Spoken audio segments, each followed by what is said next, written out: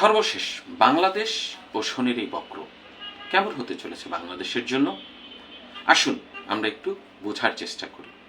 বাংলাদেশের রাশি আমি সর্বদাই ধরে রাখি যে বাংলাদেশের রাশি হচ্ছে ধনু রাশি, যেহেতু 16ই ডিসেম্বর বাংলাদেশের জন্ম।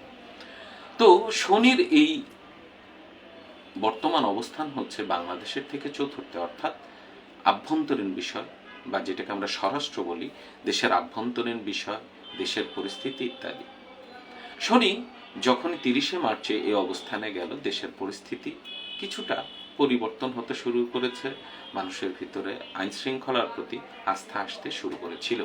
কিন্তু বর্তমানে এই যে শনি 13 তারিখ থেকে বক্র হচ্ছে এবং নভেম্বর পর্যন্ত বক্র থাকবে, শনির এই বক্র ফল এসে পড়বে থার্ড হাউস। থার্ড হাউস সবসময় একটি দেশের জন্য আন্তর্জাতিক বিষয় বা যোগাযোগের বিষয় বা বন্ধু প্রতিবেশী বিষয়ে আলোচনা করা হয়। তো শনির এই বক্রকাল কিন্তু বাংলাদেশের জন্য তার প্রতিবেশীদের সাথে সম্পর্ক টানাপোড়েন আবারও বৃদ্ধি পেতে চলেছে। মিডিয়া বা গণমাধ্যমের ভুল প্রচারের কারণে বা তাদের কোনো ধরনের পদক্ষেপের কারণে দেখা যাবে দেশের শান্তি শৃঙ্খলা বা দেশের যে উন্নয়ন ব্যাহত হতে পারে। অবশ্যই মিডিয়া ব্যক্তিত্ব যারা আছেন চেষ্টা করবেন ভালো ভালো সংবাদ প্রচার করার চেষ্টা করবেন এবং পজিটিভভাবেই সব কিছু দেখার চেষ্টা করবেন। এ সময় মনে রাখতে হবে শনির এই যে তৃতীয়ের যে প্রভাব, এর কারণে কিন্তু উগ্র সাম্প্রদায়িকতাকে আবারও বৃদ্ধির একটা আশঙ্কা দেখা যাচ্ছে।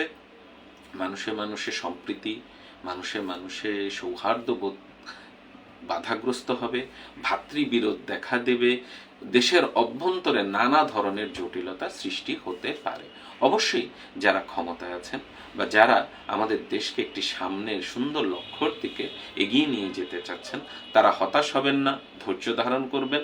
অনেক ব্যক্তিত্বই দেখা যাবে আমাদের উপদেষ্টা মণ্ডলীর শারীরিকভাবে নানা রকম সমস্যা ফেস করতে চলেছে এবং কোনো কোনো উপদেষ্টার শারীরিক স্বাস্থ্যগত অবনতি হতে পারে।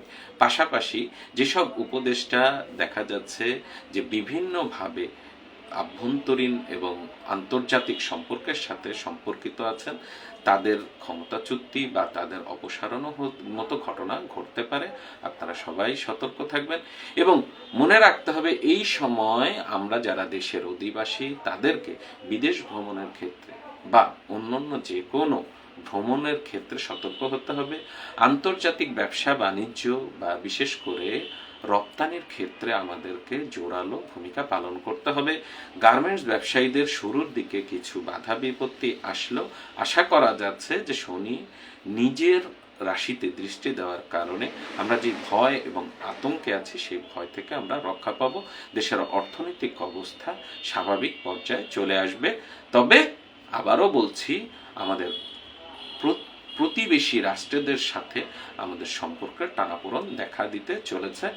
এই ছিল দেশ সম্পর্কে আমার পূর্বাভাস। সকলকে শোনার জন্য আন্তরিকভাবে অভিনন্দন এবং শুভেচ্ছা জানাচ্ছি।